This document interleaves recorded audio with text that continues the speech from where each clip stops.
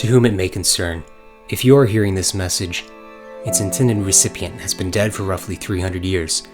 If any of her descendants are listening, please record this.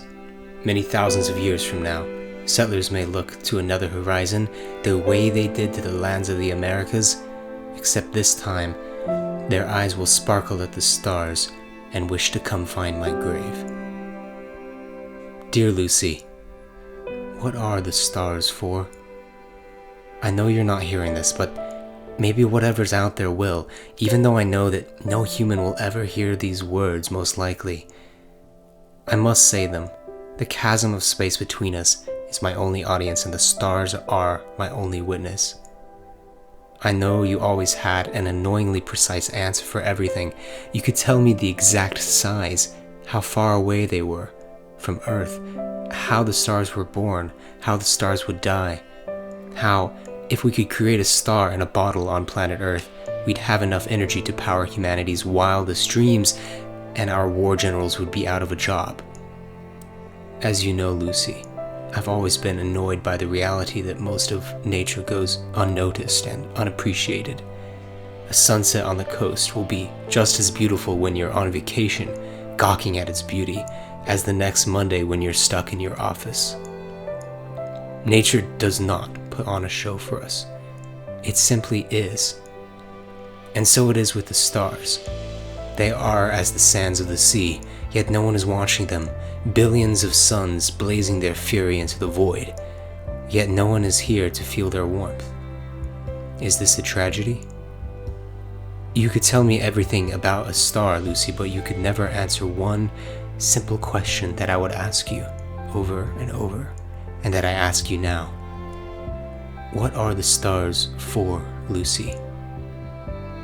This is the thought that torments me each 64-hour day on the sandy golden planet of F567N, about 300 light years from Earth. You can come wave up at me tonight if you want. I'm just to the left of Orion on a calm winter's night.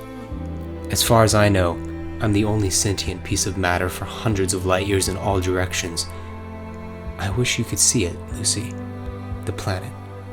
The important thing is that it's just as you imagined it. Even though I made fun of how serious you were for coming here, for wanting to come here, every single thing you predicted is even wilder than you could have dreamed. The double suns cast the double shadow every time I face the morning canyons.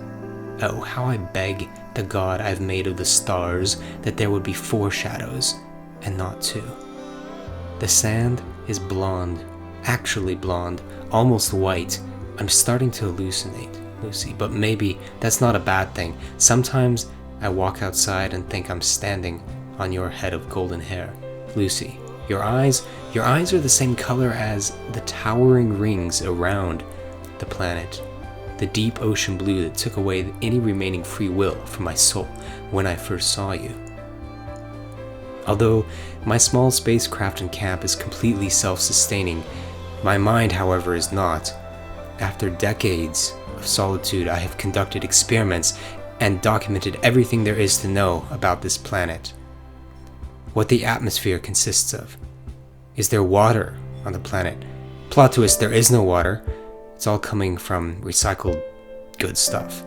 And I've studied the sand, Lucy, the different colors of sand, the different minerals in the sand, and what else? Well, one concerning data point has been the discovery that there are quite large quantities of both hydrogen and oxygen on the planet. Just tell your president, if they still do that sort of barbaric thing on Earth, not to bring nukes to the planet when everyone comes. Let's just say that's going to end up turning out badly. And after 60 years of studying a planet with no way off, the final thing you end up studying is yourself, which ended up being way more interesting, but also ended up being self-destructive, as I believe I may lose my sanity before too many more Earth months pass. Which is why I write to you now, Lucy. Even though you are just a pattern of atoms in a graveyard somewhere, giving nutrients to some beautiful daisies that grow on your grave, I must write these words as my last act of stubborn defiance against the beautiful chaos of this universe that you loved so much. The suns are setting now, Lucy, and a storm is picking up outside my craft. The sand is hitting the window at wild speeds that give off the sound of a rainstorm. Rainstorms. That's all I listen to now to fall asleep, but nothing is imprinted in my mind like that first rainstorm over 300 years ago. It was the Pacific Northwest, a dark night, dark pounding rain. I was driving home from a 12-hour lumberjack shift in the mountains when I spotted a figure walking by the road. Knowing the lore of the area, I didn't know if I should stop for fear of being abducted by E.T. himself, but something told me to stop, and that decision launched my life in a different direction. Your first words made me think I'd made a mistake. Are you also headed to Alpha Centauri? You chirped. Get in fast, was all I could think of. What on earth are you doing out here? I asked. My car broke down on the way to the observatory for my night shift, you respond. It's coming together now. I'm remembering the only other sign of civilization within hundreds of miles of our logging camp is an old observatory on one of the highest peaks in the mountain range. Your car? I thought workers shuttled there. I mean, I occasionally see a black 15-passenger shooting through these woods on their way up to that massive locked gate. I mean, it's totally restricted.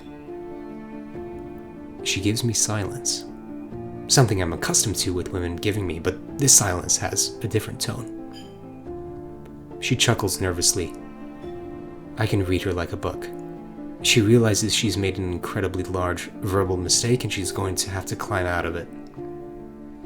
Well, yeah, I usually ride the government shuttles. Silence again.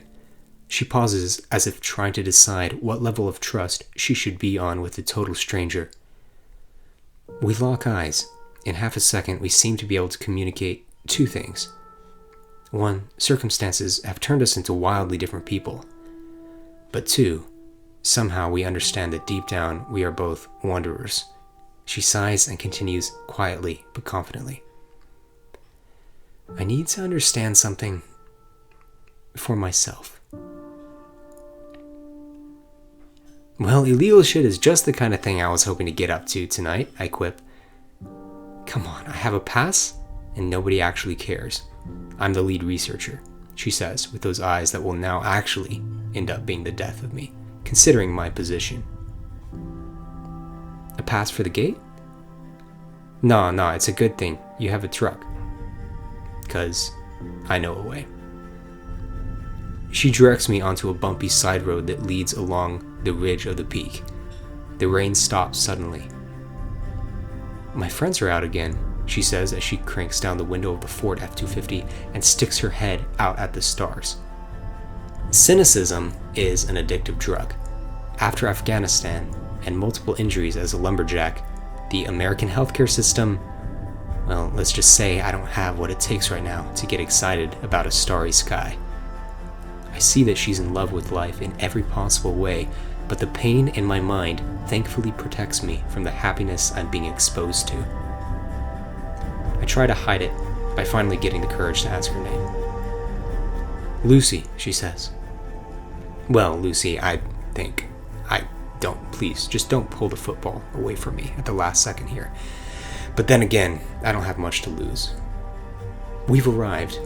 A massive 60s era telescope trained on the heavens. I hate this, I think to myself, but I'm also afraid. Afraid that I might love her. I finally ask the impending question. So why is it you need to sneak up here by yourself? I need to be sure. Sure of what? I ask. Sure of what I heard. At least, that's what I should tell them. She mumbles the last bit, but cuts herself off in a sort of not yet fashion. We walk up the stairs to the observatory and enter her office. A small television crackles with the news of the world, namely that the world's powers are back at playing kindergarten again. Last year, we had witnessed the first accidental nuclear missile attack, which had killed several thousand people. Thankfully, it had landed in a quite middle of nowhere area, but the prevailing feeling in the world is it's just a matter of time. before a militant group uses AI to finish their nuclear weapon. But humans are incredibly good at making delicious soup in an RV that's about to roll over the cliff. This place is not normal. That I am noticing. Not that my lumberjacking ass knows what the interior of a research-grade telescope is supposed to look like, but something extra is going on here. Lucy, what is going on with this place? Why is there so much? I can't even describe what I'm supposed to be looking at here. Radio paraphernalia is the word you're looking for, dummy, Lucy responds. Let's just say this particular observatory isn't officially on the map. It's technically decommissioned. And James, I need to ask you something, Lucy asks flatly. Are you an open-minded person? Because it looks as though they have brought you here tonight. She moves in closer. My mind is struggling to find the right tools for the job. I've dealt with crazy, but not this kind of crazy. Are you one of those sorry people, she continues, who divide others into groups?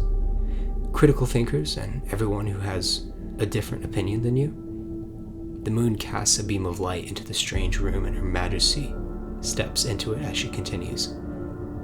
Or do you aspire to be like water, joyful whenever nature changes your mind?